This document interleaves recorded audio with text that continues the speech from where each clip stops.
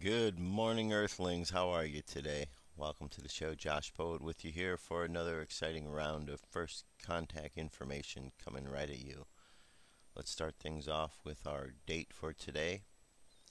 The 13 moon date is the white magnetic mirror.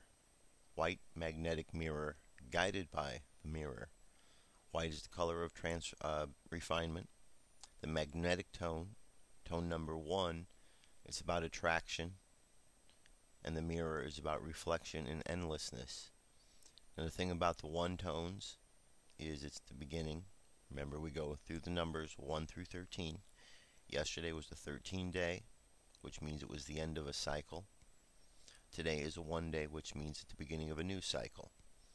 And the cycles in this particular system are called wave spells. So we are at the beginning of a 13-day wave spell. And a wave spell that has a theme, and the theme is decided by whatever is the symbol for the first day of that wave spell. And the symbol for today is the mirror. So therefore the theme for these next 13 days is all about the mirror. And every little day that we have in between now and the end of these 13 days will be a different day, but it will all still be directed towards the theme of the mirror. So just think about that over the course of time and it'll make some sense to you. The phrase that goes along with today is I unify in order to reflect, attracting order. I seal the matrix of endlessness with the magnetic tone of purpose. I am guided by my own power doubled. And on the Gregorian calendar it is Thursday, April 21st, 2011. So next week I'm going to get more into the explanation of the calendar again. Periodically I like to do that just to make sure you're understanding what's going on, especially since I'm taking time every day to read it. That way you don't listen and get lost in the whole process. But it's very easy, and once you understand, it helps you to kind of navigate through life in a different way, because you are seeing energies and looking at energies from a different perspective, and it makes a bit of sense. Alright, now moving along, we have our cosmic news for today with Dirk Bradshaw. So Dirk is going to be talking about preparedness. Dirk, over to you. Next up on the Cosmic News Network, the Cosmic News with Dirk Bradshaw.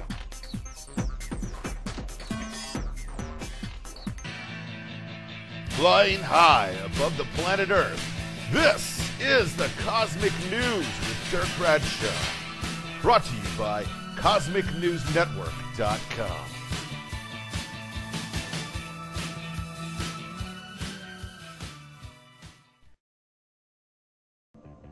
Okay, so we put bygones aside and decided to give a job to Stephen Hawking, who, Dr. Stephen Hawking. I'm sorry, so sorry, Stephen.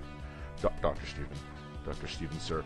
And give him a job here at the Cosmic News Network, reporting on the news. He's going to be taking over for me for a couple of days, and then maybe be doing the first part of the Cosmic News, where we do the breaking news.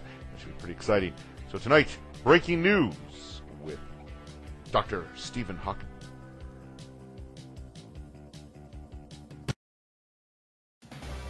Thank you, Dirk. Good day, I am Dr. Stephen Hawking. With the Cosmic News, we start tonight with NASA is planning to build hypersonic jets that will fly through the Earth's atmosphere and slash flight times around the world to a few hours at most. The U.S. Space Agency wants to manufacture a craft that would travel at 5 times the speed of sound and bring in a new age of aircraft akin to a turbocharged Concorde. On the topic of NASA, the mission is to boldly go where no man has gone before. On a flight to Mars. The snag is that you'd never come back.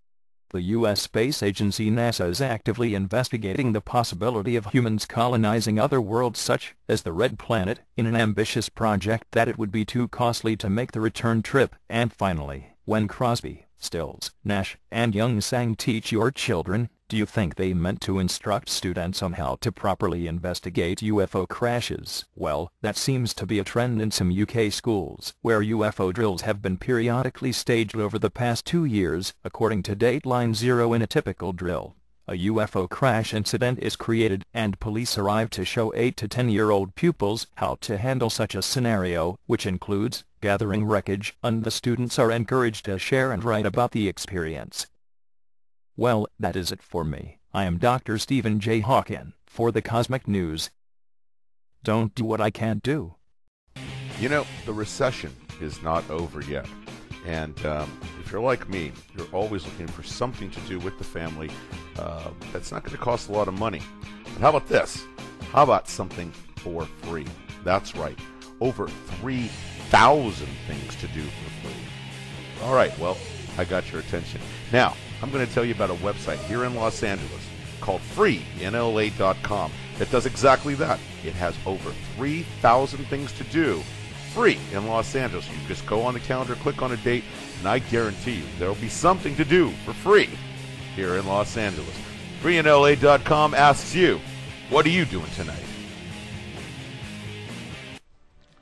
This is an urgent message. The state of our world is in a dire situation.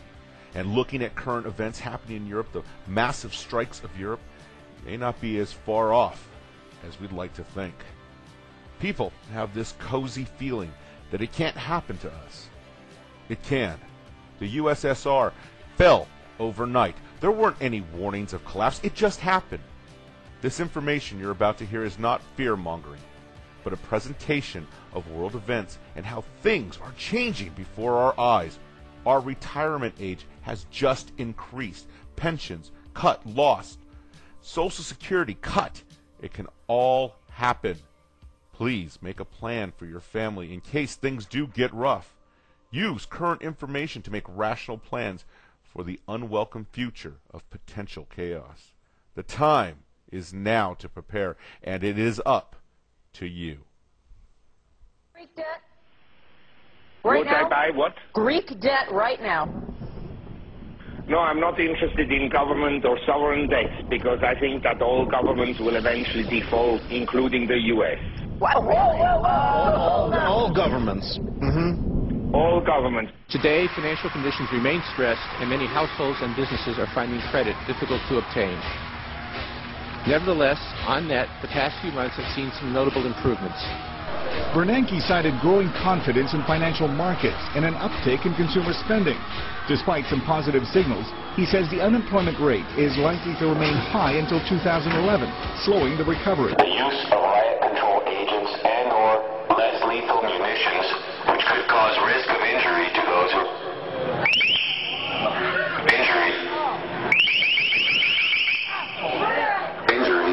remain. No matter what your purpose is, you must leave. If you do not disperse, you may be arrested and/or subject to other police action. And that's why we're dedicating this year to a lot of things, but our number one emphasis is going to be creating jobs. We must focus on job creation and do it now. We must use every legislative tool we have available to create good-paying jobs for American workers. And that's what we're doing here today with this agenda. Our leader has wisely called it an agenda. We will move immediately on some issues, and then we will keep going on different issues as we go through the year, but with a laser-like focus on jobs, because that's what the American people want and need.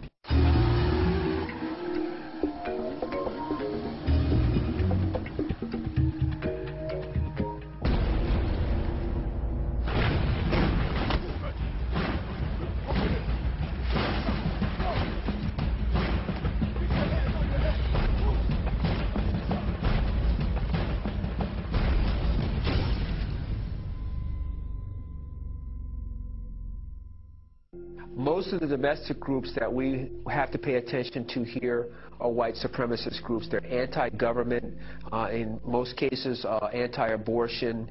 They are usually survivalist type in nature, identity-oriented, Christian identity-oriented. And we're in trouble because of the activities in Washington. They have taught us not to trust them. The Democrats have taught us not to trust the Republicans, and the Republicans have taught us not to trust the Democrats, and so we didn't. And then we realized, oh my gosh, they're both lying to us. They don't actually stand for a single principle. And so now what happens? Well, Now you cling to that boomstick and you worship your sky god. Well, listen up. Here's who's growing. A government has done a study now to help authorities identify domestic terrorists. See if any of these potential warning signs seem familiar. The report was put together by the Missouri Information Analysis Center. It warns that militia members most commonly associate with third-party political groups. They may display Constitutional Party, Campaign for Liberty, or libertarian material. Militia members are, quote, usually supporters of Ron Paul, or Chuck Baldwin, or Bob Barr. A motivation for militia activity, according to the government now, is the anticipation of the economic collapse of the U.S. government. Uh-oh. The Obama administration's acknowledged it's continuing a Bush-era policy authorizing the killing of U.S. citizens abroad. The confirmation came from Director of National Intelligence Dennis Blair in congressional testimony last week. Blair told the House Intelligence Committee U.S. forces can assassinate Americans believed to be involved in terrorist activity against the United States. Blair said, quote, being a U.S. citizen will not spare an American from getting assassinated by military or intelligence operatives overseas if the individual is working with terrorists and planning to attack fellow Americans. He added, we don't target people for free speech. We target them for taking action that threatens Americans. Now, coming back to the United States, it sounds like the stuff of spy movies. If you have a cell phone, guess what? The FBI can track your whereabouts. They don't even need a search warrant or probable cause. Now, privacy groups are up in arms about it, and the Justice Department is defending the practice in court today.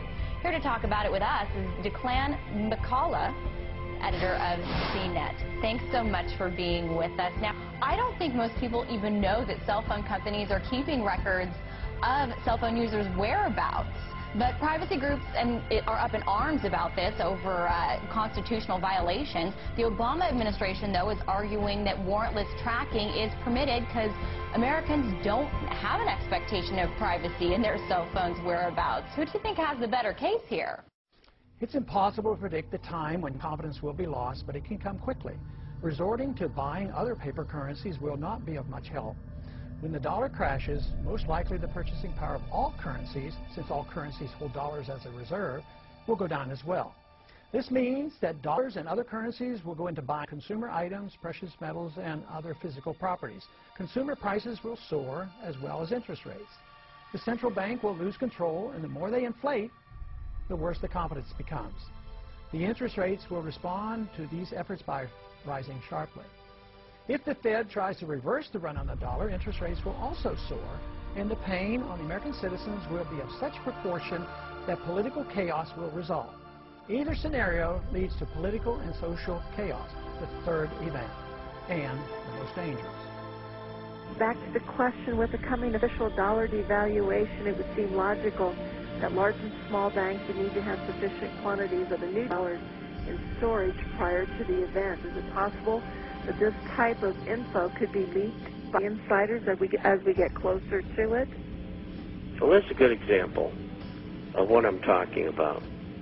We broke that story 2 weeks ago, and banks are being told, and I get this right from people who are at the top of the banking profession, not with major banks, but with top middle-sized banks.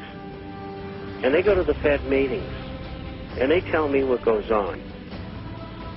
And they told me that the Fed told the banks to clear safe, secure storage because we're getting ready to print new currency. And it's not an Amero, it's a dollar, but probably a different one from what you have already. So to answer your question, it's underway.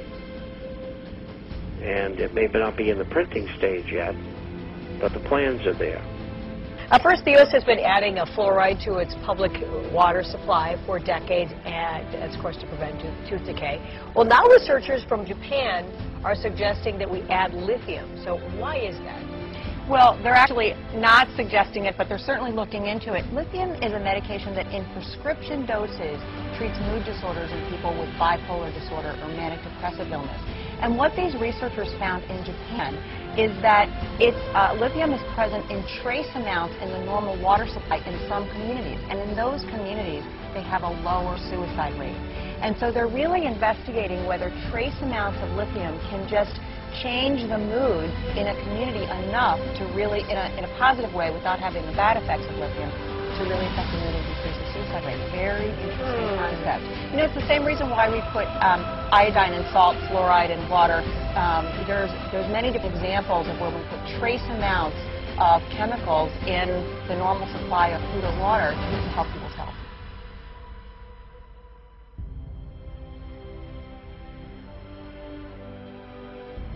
Oh, man, I can't believe it's over. Where does the time go? Well, I see the fat lady's off the stage. She's looking right at me. It's time for me to go put her to bed. I hate goodbyes. So instead I'm going to say, until we meet again, I'm Dirk Bradshaw for the Cosmic News. Wake up. What if our government was responsible for some of the greatest crimes against this nation? Would you really want to know? These are big questions, but these questions deserve answers. It's time to demand the truth. People should not be afraid of their governments. Government should be afraid of people. 9/11 was an inside job. Kennedy was killed by the CIA. Jimmy Carter saw a UFO. Answers to secrets you need to know. So wake up, wake up, wake up, wake up. Wake up, wake up, wake up. Wake up, wake up, wake up, wake up. Wake up, wake up, wake up.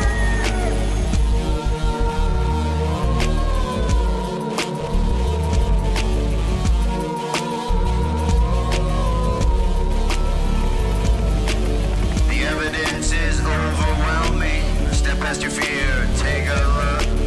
Illuminati lies keep growing. What they're losing from your eyes. And wake up, wake up, wake up, wake up. Wake up, wake up, wake up. Wake up, wake up, wake up, wake up. Wake up, wake up, wake up.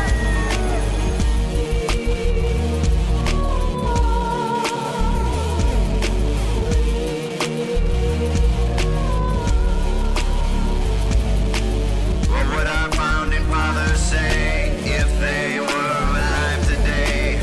Must be turning in their graves. Redcoats are coming, Big Brother's watching. Wake up, wake up, wake up, wake up. Wake up, wake up, wake up. Wake up, wake up, wake up, wake up.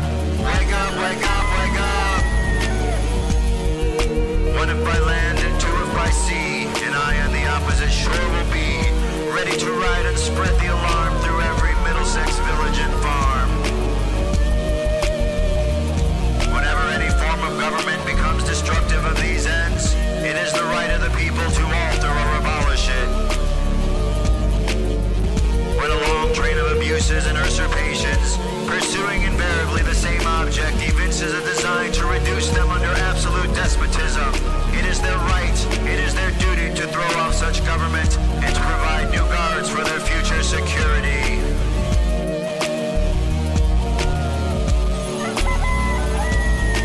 Wake up, wake up, wake up, wake up.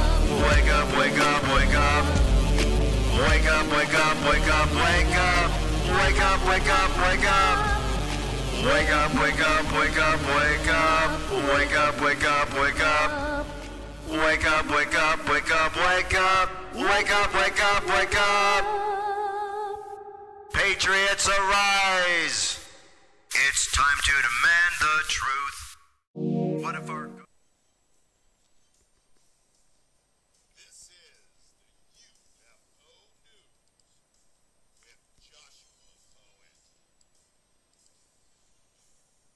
All right, Dirk, thank you very much. This is the UFO News. I am Joshua Poet. Here we go. University professor calls for congressional UFO hearing. This is at AOLnews.com. And the story says, Congress has a full plate of hearings coming up. Everything from medical liability reform, creating and promoting jobs, and investigating internet child pornography, to assessing China's behavior and making immigration work for American minorities. Do you think the House or Senate will have any extra time to discuss UFOs? While it sometimes might seem as though our lawmakers are from outer space, this hasn't stopped one college professor from urging Congress to take a serious look at unidentified flying objects. Citing findings from a 12-year-old groundbreaking French UFO study, University of Missouri-Columbia psychologist and adjunct professor of peace studies Bill Wickersham has issued a call for congressional leaders to boldly go where their predecessors wouldn't. In a 1999 13-member U.S. You know what, actually, let's hear what he has to say about that.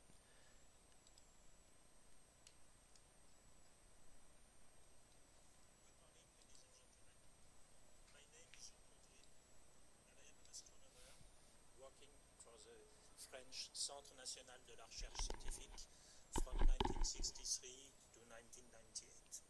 I contributed to the French Cometa report, a 3-year military study on UFOs and national security, released in 1999. Cometa translates as Committee for In-Depth Studies.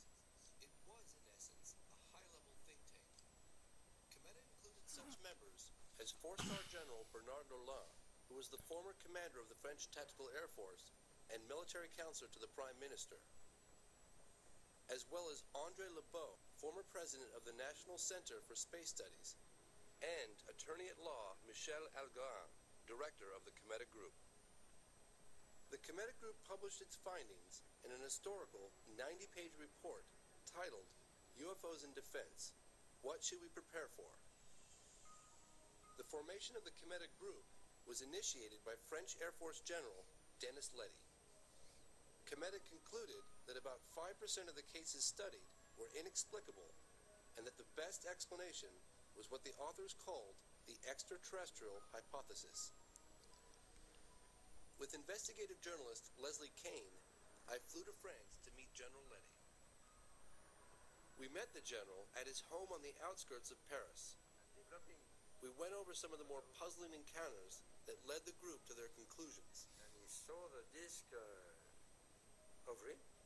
Pilot sightings confirmed by radar. Very quickly out of sight. And cases involving soil and plant analysis from landing sites. I had looked into one of these cases myself. Farmer Renato Nicolai from Trans-en-Provence reported that a disc-shaped object landed in his garden in the late afternoon. La forme, c'était comme si on posait 2 assiettes, l'una sur l'autre. When he told his wife, she assumed he had heat stroke and had hallucinated. However, scientific analysis of the landing site showed high levels of radiation, and when I visited the site back in 1999, almost 20 years later, nothing had grown in that spot. Coupé beaucoup de fois, et ici. The town of Trans-en-Provence labeled the farmer a flying saucer fanatic. Je peux pas dire que c'était une soucoupe volante, que c'était... J'ai vu quelque chose, il s'est posé, il est reparti. What we're looking at? I mean, what is this photograph? General Letty also shared with us some impressive photographic cases. One of these was featured on the cover of the Cometa report. So it's mapping, is it mapping the ground? Mapping the ground? And developing... A mapping plane from the government of Costa Rica was flying at 10,000 feet. It had a high-resolution camera running automatically under the fuselage, taking a picture every 17 seconds. On one of the frames, this object was captured.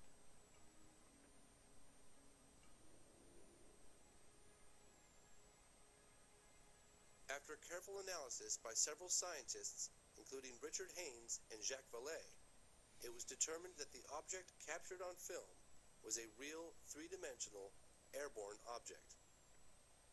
So do you think if it was announced that people would panic? If the government's announced, well, the unidentified objects are real?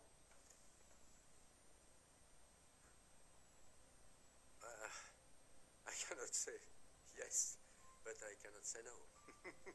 I asked the general to explain the Cometa report's extraterrestrial hypothesis. For us, we think that the best explanation is that object came from outside. We don't say they come from outside, but the best explanation is that's the hypothesis. In 2007, an investigative branch of CNES, the French equivalent of NASA, made 1,600 sightings spanning 5 decades available to the public.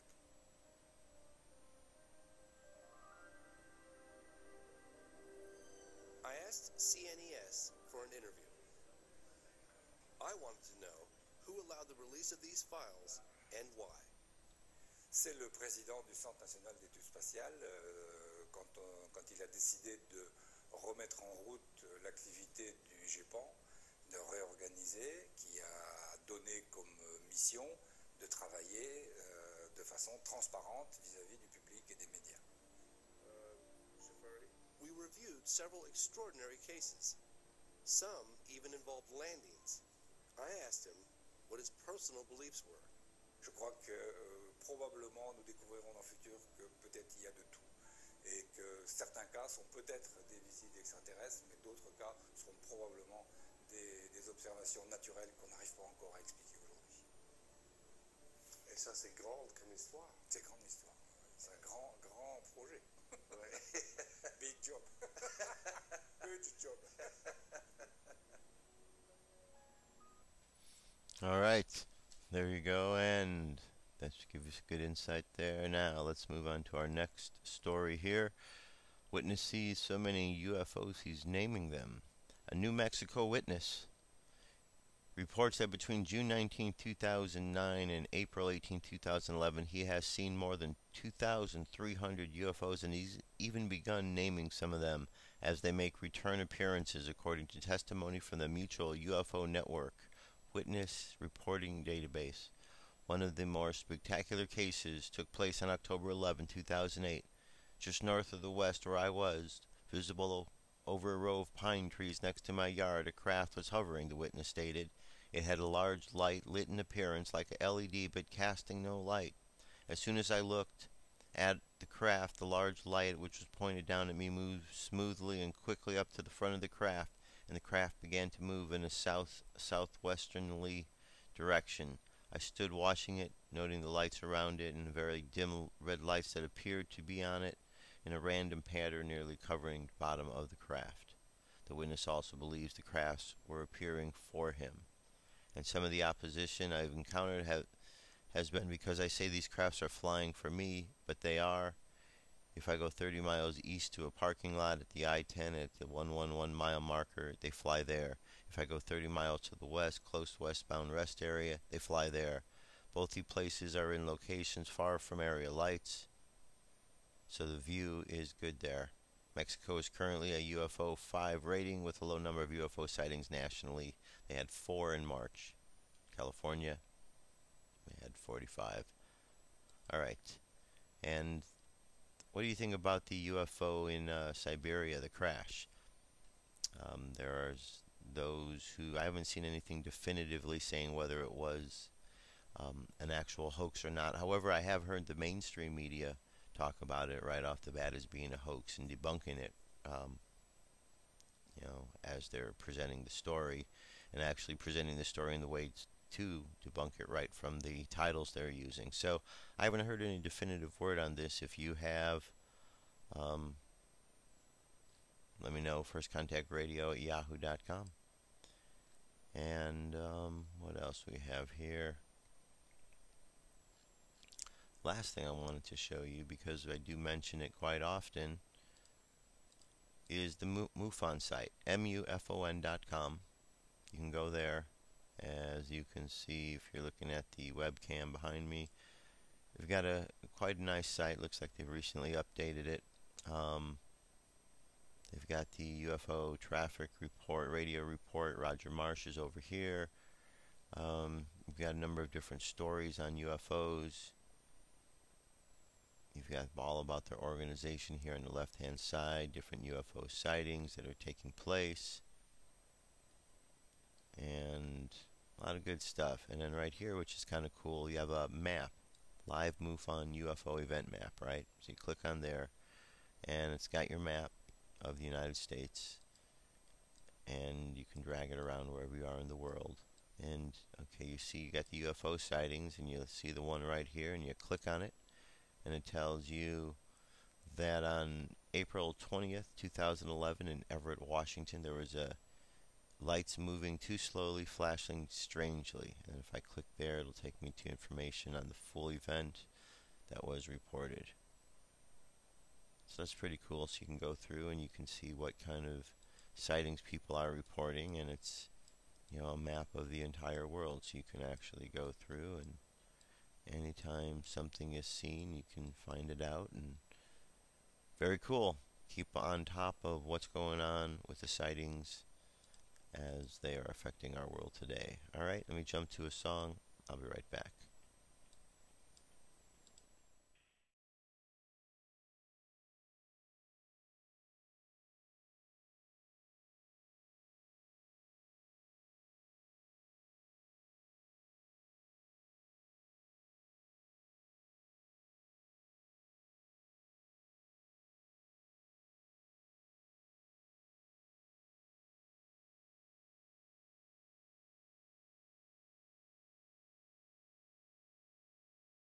I have come here to chew bubblegum and kick ass. And I'm all out of bubblegum.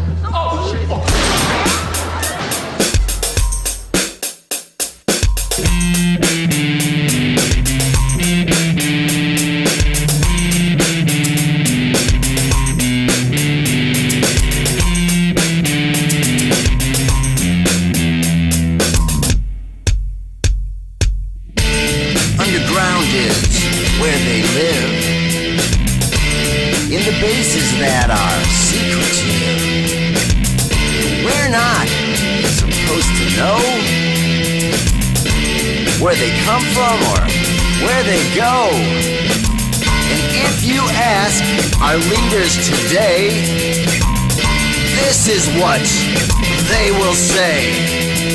I can neither confirm or deny. I can neither confirm or deny. I can neither confirm or deny. What's up with their lives? Plausible deniability. That's their answer to all we think we see. So pay attention. Read between the lines. Changes are happening, revealing lies. And if you ask our leaders today, this is what they will say. I can neither confirm or deny. I can neither confirm or deny. I can neither confirm or deny. What's up with their lives?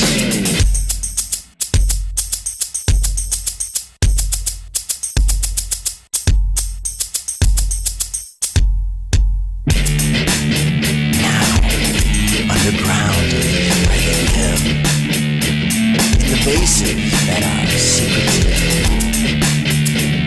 We're not supposed to know where they come from or where they go. And if you ask our leaders today... Alright, I'm back. How you doing? Josh Poet here, firstcontactradio.com. That's where you can find our website. You can listen to us there, Blog Talk Radio /First Contact. So, this next part of the show, I don't know, I used to have a regular name for it. I guess I haven't gone by in a while. Big picture, little picture. And I guess it's a good reminder for me, because as I'm listening to the story that Dirk has played, and you know, I don't hear the stories that Dirk does until it's actual showtime. So just like you, I'm getting that news firsthand, and it's quite interesting how oftentimes our stories will be in real synchronicity, or we'll be talking about similar events. And that's because these events are actually real. They're taking place. In our independent research that we're doing, we're discovering the same information that's out there at your fingertips. And listening to the video, watching the video and listening to the information that it was presenting, it's really hammering home that the messages and the words of conspiracy theorists have become a reality these days. I remember a time when people would laugh when they heard these things being talked about. And now you turn on the news and, here they are talking about lithium in the water supply. But years ago, if there was the thought that, they might put lithium in the water supply, it'd be, that's a conspiracy theory. You're nuts for thinking something like that. Here it is. It's a reality. It's a reality that all of these military and these FEMA camps have been built. It's a reality. People have discovered them. People are finding them all around the places. It's a reality that FEMA has purchased $1 billion worth of freeze-dried goods.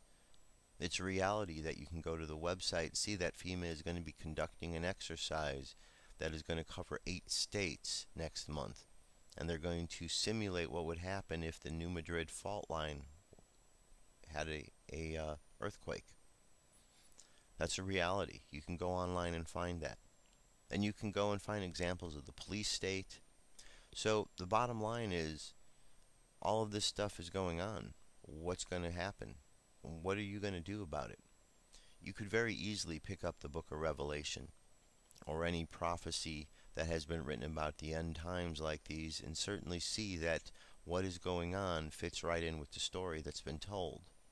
So are we living out a reality because that was the picture that was painted before us and we're following a particular blueprint or a particular script? Or is there another explanation? Is the material that we're reading somewhat prophetic because it's shown in advance what was going to be taking place? And if that's the case, then there's really nothing that we can do except to embrace our future as we move forward and experience the lessons and learn from the lessons that we're about to go through. Because this all seems to be pointed in that direction one way or another. That we are coming to the ending, the closing of some sort of a cycle. And we're going to begin a new cycle. Now, the positive is what we need to focus on. Because there's a lot of gloom and doom about, oh no, the end of the cycle's coming, what's going to happen? But the beginning of the new cycle, that's the exciting part, because something is going to shift and something is going to evolve. And maybe we don't think about that because we really can't experience or have anything to relate what that's about right now. Because the experiences that we have and will go through could be so profound that right now you wouldn't even be capable of understanding that. So the only thing to do is actually have that experience itself. In the meantime, we need to pay attention to what's going on around the world, and we can't trust that the mainstream media is going to be getting us the proper information to keep us informed about what's really happening in the world. Now, does that mean that the mainstream is bad? No, I don't want to say that. I just want you to remember that there's so much in the world that is run by money and by individuals who put their corporate interests ahead of people's personal interests. And as that is going on, and as the money and the greed grows within these organizations, all of the different outlets that are part of these corporations are only going to give the message that the corporation wants them to give. So mainstream media is an outgrowth. It's part of these corporations because behind them are all these different investors that have put money into them. That's why they're on. That's why they're able to be there day in and day out. So they're not going to report some of these things because the people that are running the networks are being funded by the banks, who are being funded and all put together by these globalists. So the same message is going out from the same people who are pulling the strings. They're pulling the strings, they're taking the activities, and they're showing you something so that you are distracted and not really seeing what the truth is. Unless, of course, you dig. and that's where the internet comes in. So during these times, it's important. Pay attention. See what's really going on out there. Here's an article at InfoWars, and I recommend you go check out that site, amongst others, because they keep a lot of information. Nuclear weather worsens. We're not hearing a lot about that. I flipped through the various news channels, the mainstream. They're not really reporting this anymore. It's as if it's old news. But things are getting worse over there. Just a brief summary here. Every day the news gets worse. Today it was robots telling us that radiation is so hot inside the nuclear plant in Japan that the workers will have a hard to impossible time to work in certain areas to recover the plant from worst case scenarios. Radiation levels are just heading up across the board and across continents. Sunday morning the news was so bad I didn't know what to do or write. Okay, it says I could try screaming, but I am not that type, or crying. Well, that comes almost too easily. Perhaps I am crazy after all. Ann Coulter got on TV and actually said the only good news is that anyone exposed to excess of radiation from nuclear power plants is probably much less likely to get cancer. And Dr. Joseph Oman, a research scientist at MIT, said, I repeat, there was and will not be any significant release of radioactivity from the damaged Japanese reactors. I wrote some pretty crass words the other day to begin an essay. Alright, there's a whole video there if you want to go check that out. I want to keep moving on here.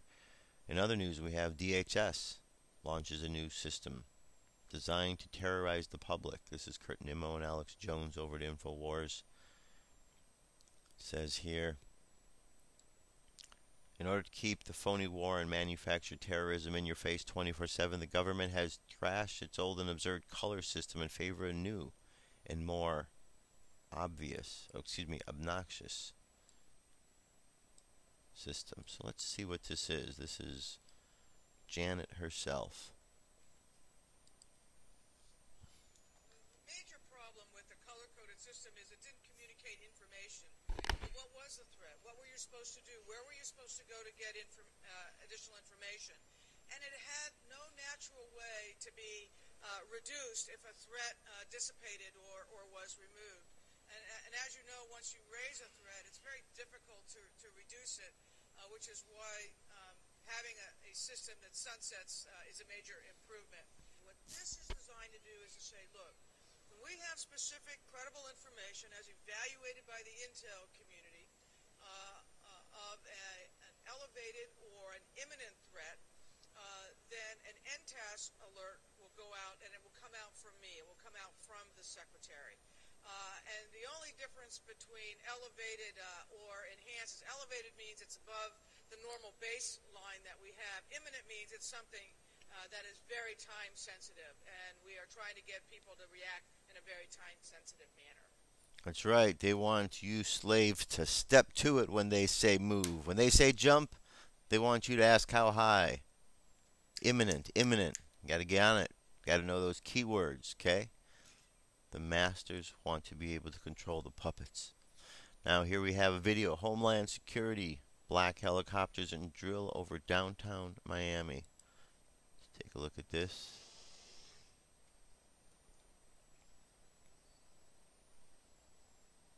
Alright, let's see.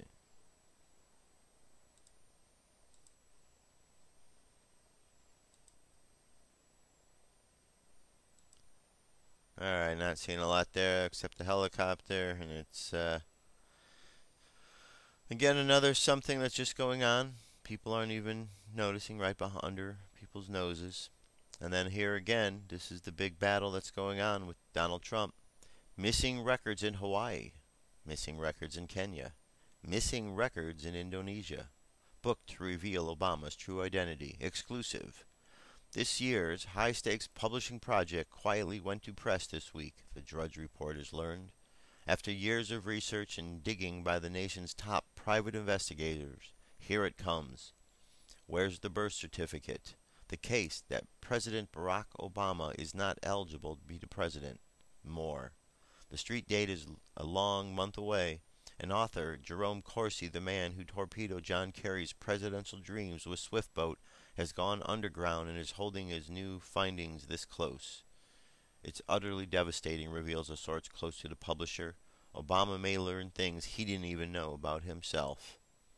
Let's see a little bit more here.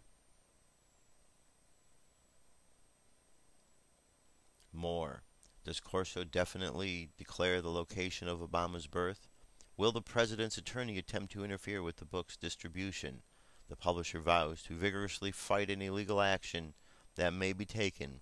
Will the book finally once and for all put an end to the growing controversy, or it will just ignite new ones? When Donald Trump said he sent PIs to Hawaii to get to the bottom of all this, he meant this book, declares an insider. There you go. Where's the birth certificate? James R. Corsi. It should be available soon. Stay tuned for that. I'm sure it's going to get a lot of reads, a lot of people interested in what's going on with the Obama man. The Obama nation. This is an Obama nation, isn't it? He is the man with the plan, so he tells us. Now, Ron Paul, well, I think he's very sensible. We play a lot of his information here, and I'm going to do some more right now. This is him, Ron Paul, talking about U.S. foreign policy.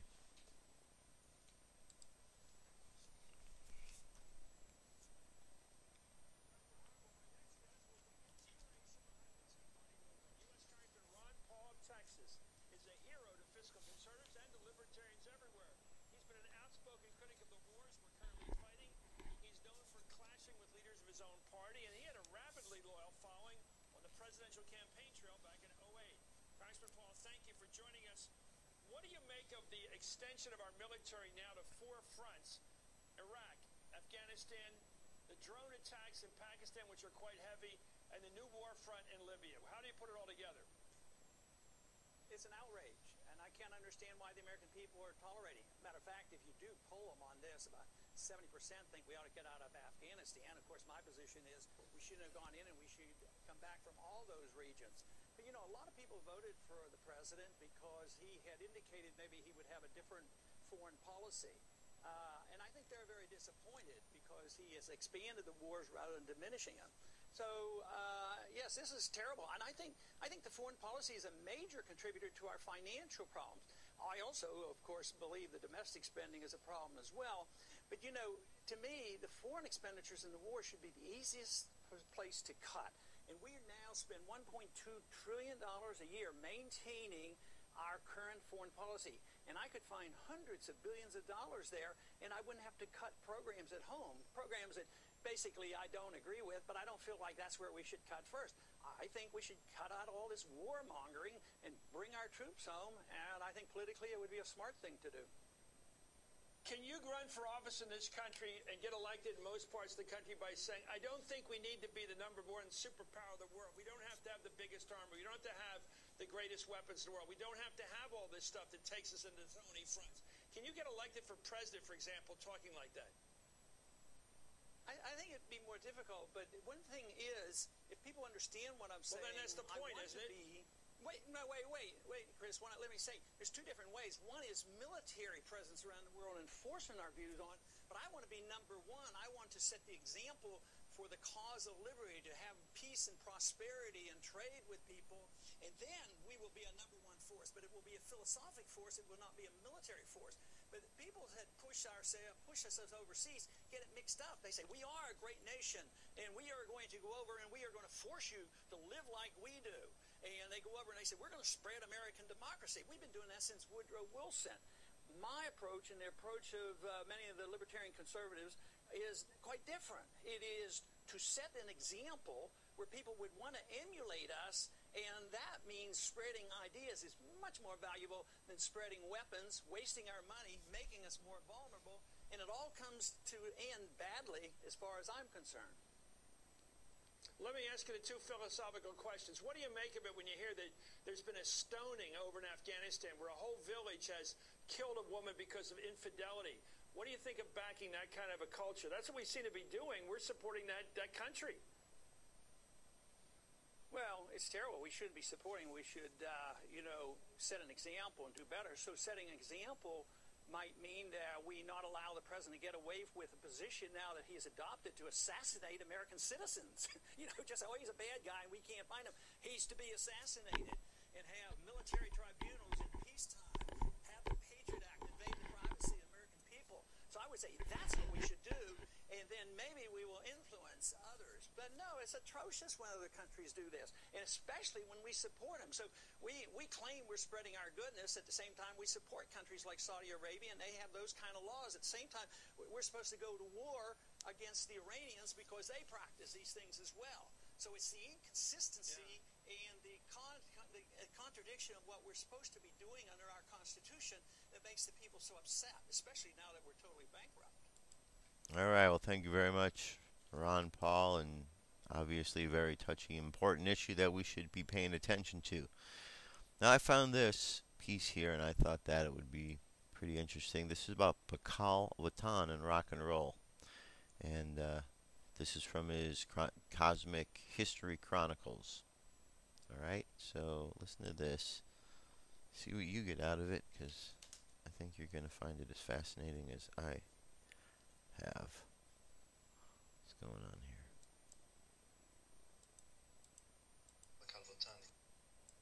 And the hydrogen bomb testing. Alright, here we go. In 1952, just before the emergence of rock and roll and the hydrogen bomb testing a year later, occurred the discovery and opening of the tomb of Pakal Watan in Chiapas, Mexico. The opening of this tomb was the most important archaeological event in the last half of the 20th century. This mysterious tomb was a time capsule that released many thought forms, including those of other worlds. These thought forms seeded the collective mind field, creating receptivity for the new art form that would have the power to activate and trigger memories of the lost planets, i.e. rock and roll. The whole being of the masses would be absorbed in this new art form with a twofold function. 1. To remind of the interval of the lost time in eternity, so that intelligent members of the species might overcome the psychic contradiction that keeps them in shackles. And 2. Through music as an artistic medium, to help people resolve and transform their psychic contradiction into a higher frequency. In this way, the whole of rock and roll as a collective tapestry, spanning some 50 years in duration, was a mighty collective effort to recall the last chord. In 1956 came the birth of rock and roll. When people first heard Elvis Presley, they might not have been consciously aware of his cosmic function, but they were aware that he was communicating something new and exciting. Elvis's form of expression transcended all styles, though it also contained familiar folk idioms, namely rhythm and blues and country and western. But the point is that he was communicating subliminal memories that had everything to do with the arousal and excitement of the lost planetanals. When Elvis entered the mass consciousness, he was thought to have a dangerous quality in his performance and music. It pushed the edges of the known. That is why parents were afraid of it, and the youth loved it. The music transported them to an exciting new land, where they received subliminal messages of freedom and liberation. Though Elvis ignited the flame in the United States, as an electronic art form, rock and roll really began in England, where the Industrial Revolution was seeded. In 1958, with the influence of Elvis, the first rock and roll group formed in the UK, Cliff Richards and the Shadows. This band set a standard and paved the way for groups like Rolling Stones and the Beatles. The Beatles catalyzed rock and roll into a definitive art form in 1962 with the release of their first single, Love Me Do. As a quartet, they were perfectly synchronized, and together their individual personas became instantly mythic, triggering innumerable lost planetanals of the harmonic perfection of the lost chord. Once they had catalyzed the collective unconscious, the Beatles received the projection of their own feedback and swiftly entered into a transformation, creatively unequaled in the modern art scene. With the Beatles, the mind of the whole world changed. Rock and roll had come of age. As became evident over time, John Lennon was the most singular of the Beatles, and perhaps of all rock performers. He was visionary and outspoken to the highest degree. John Lennon says, "My role in society, or any artist or poet's role, is to try and express what we all feel. Not to tell people how to feel, not as a preacher, not as a leader, but as a reflection of us all." Considering the breadth of Lennon's work, the subliminal subjectivity of his perceptions, and his unrestrained messages of truth, one can only conclude that he was a prophet of the modern soul. The number of notable English rock and roll bands is disproportionate to the number of American bands, considering their populations. The English were the real innovators of rock, producing bands such as Beatles, The Kings, The Who, The Rolling Stones, Cream, T-Rex, Led Zeppelin, and Pink Floyd, etc. The exceptions from the United States were bands such as The Doors, The Grateful Dead, and The Beach Boys, as well individual artists such as Jimi Hendrix, Janis Joplin, Aretha Franklin, and Bob Dylan. Another factor contributing to the rise of rock and roll as a definitive art form in England was the British tradition or legacy of poets and bards, from the ancient Gaelic times to the Romantic era. In the post-atomic industrial landscape, artists born of this tradition picked up an electric guitar instead.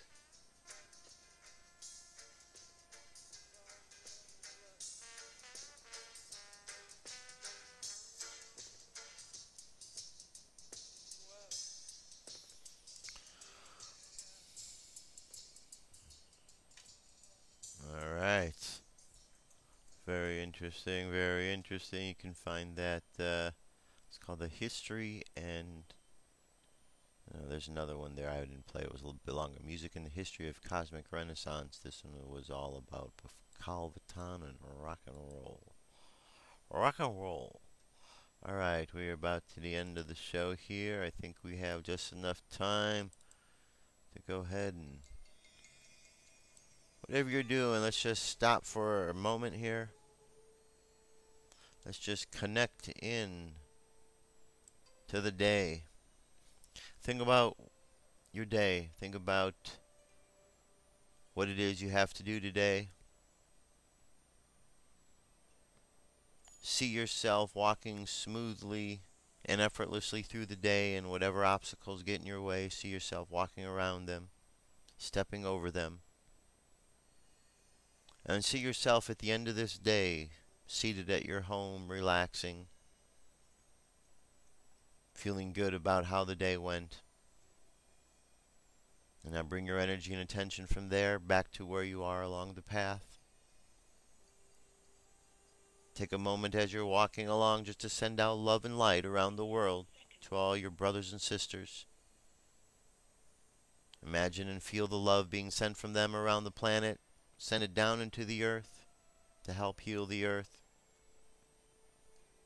And just hold in your heart a message and a feeling of peace. And allow yourself to be walking along and continue walking along the journey into the subconscious as you yourself consciously come back now on the count of 5. 5 coming back to the present moment, filled with confidence. 4 coming back to the present moment, filled with faith. 3 coming back to the present moment, strengthened by the experiences of the past. 2 coming back to the present moment, aware of what you need to do through the course of today. And 1 coming back to the present moment, happy, healthy, and whole. Happy, healthy, and whole, and that is, well, that's our short little meditation moment for the day. That's all we need sometimes, just to connect in. So that was our show. Just pay attention out there, folks. That's the message every day. Pay attention, because you never know. You could flip the news on and something could happen crazy in the world today. We just got to pay attention. We're all in this together. Remember that.